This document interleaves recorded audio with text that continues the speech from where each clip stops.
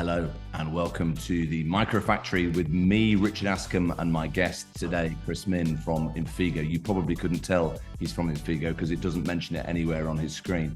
You are joining us today for the Micro Podcast. We're trying to do a little bit of promotion about the upcoming new events with Mimaki in the USA, starting in a week's time, I think, Chris, or just over a week's time in Los Angeles. Chris, good morning. Welcome to the Micro Podcast. Good morning, Richard. Thank you for having us, or myself. Always a pleasure. For those of you that don't know Chris, he's the Global Marketing Director, Manager, King. What would you describe yourself as? I'll take King today. King. I'll take that. Yeah, I'll take King.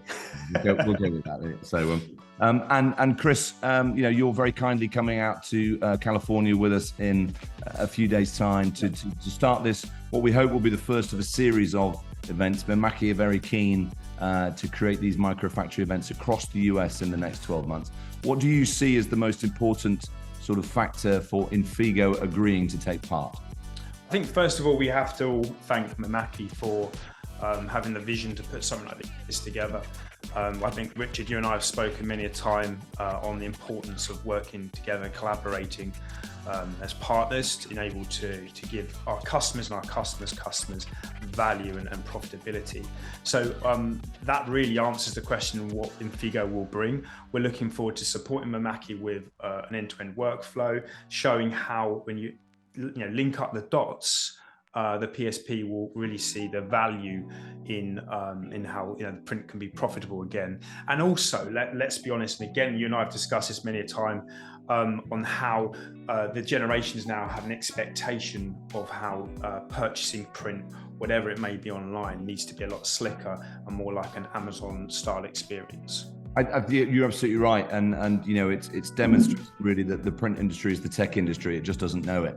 And these events, I know Mimaki are very keen to do a deep dive into a one-day event in various cities across the US, and each one will be different, but in essence, it will show the dots, as you say, that already exist, but haven't necessarily been lined up. Why do you think that is the case more in the US market than let's say the European market, which seems to be a little bit further ahead down that line?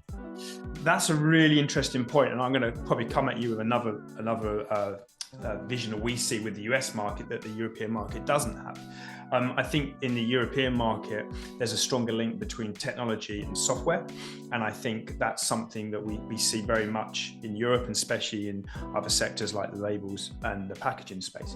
But I think in America, I think those guys are more ahead in terms of the understanding of the importance of e-commerce and in our case, web to print. And we're seeing a growth and a massive interest, especially post-COVID, in what we call second generation web to print. Now, what we're seeing is a better understanding and the need and the power of having an e-commerce online solution.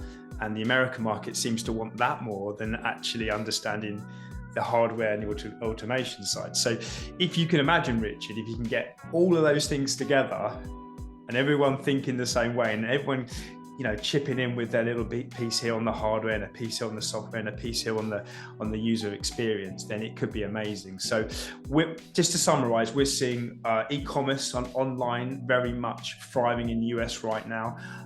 But like, as you say, the technical side, the hardware and the software is very much over here in Europe. But I think that's starting to change.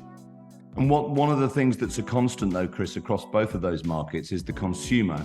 And especially young consumers now who are very much clued into the world that I call co-branding. So personalization for me was always about putting your name on something. Well, actually, that's evolved now into putting your name alongside something. So this first event, this first MicroFactory event is all about textiles and apparel.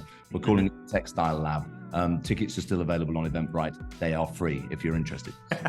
But we want people to come and really understand the things that already exist, because when we talk in these terms, Chris, in a lot of cases, people go, oh, I've no idea how to do that. The point of this MicroFactory that you're going to be leading off on the 6th of December is to show people that everything that you need already exists. Is that fair to say? Yeah, absolutely. If I was attending and I wasn't sharing information, I would say come and ask as many questions as possible. There'll be no silly questions to be asked on that day. I think that is the time to see all the different dots, as we've just highlighted in a previous conversation, is they're all going to be aligned, and you can ask at every point, how does that work? Why do I want to do that? What's the value in doing that? What happens if I don't do that?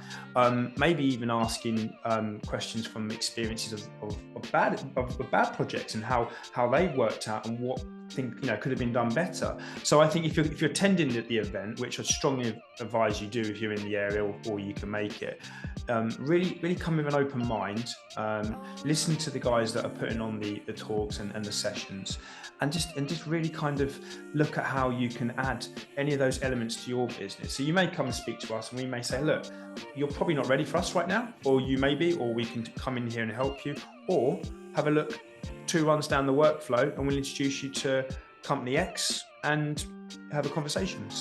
And that's the thing, isn't it, really? And the genius, I think, of this microfactory idea is that everybody that's in that line is benefiting from everybody that's in that line. So there's no competition. It's collaboration in its truest form. Yeah, I mean, look, we were on a webinar the other day in America, funny enough, and one of the things I said to the host was, there's no point you buying our product if you're not going to embrace the other elements of the workflow, because it's all well and good buying our product at the front of the workflow, but as a business owner, you're not going to get the ROI or increase the revenue or have the additional revenue streams if you haven't got the other ducks in a row behind it. So it's very important for every one of those suppliers that are attending the Mimaki event to support the other elements of the workflow, because ultimately, if we support each other, our customer is going to get the return on investment that they're looking for. And I like what you said earlier on about returning profit to print. I mean, the whole notion of personalized, customized goods is to add value, right? And of course, in adding value, you're also adding margin. Yeah, absolutely. And I think the other thing as well is that, like you said before, the print industry is very much a tech industry. And I come from a marketing background and agency background, so I've always looked at this industry very differently. But one of the things I picked up on very, very quickly was anybody that runs a print house is a very technical, very well understood with machinery, mechanics. These are things that they're not easy skill sets to learn, and the more that the industry is evolving and coming together and sharing knowledge and working in collaboration for the customer, the more that actually it's going to be better than the tech industry, because it's the only place where you can see both software and hardware working harmoniously together. And I think that's something that we miss as an industry time and time again. Like that, Chris. You've been a fabulous guest as always. Thank you for being on the Micro Podcast this morning. We will see you on December the 6th in Los Angeles at the Mimaki Tech Center. And if you're interested in joining us there, as I said before, have a look at the link underneath this and you'll come and join us then. Chris, thanks ever so much.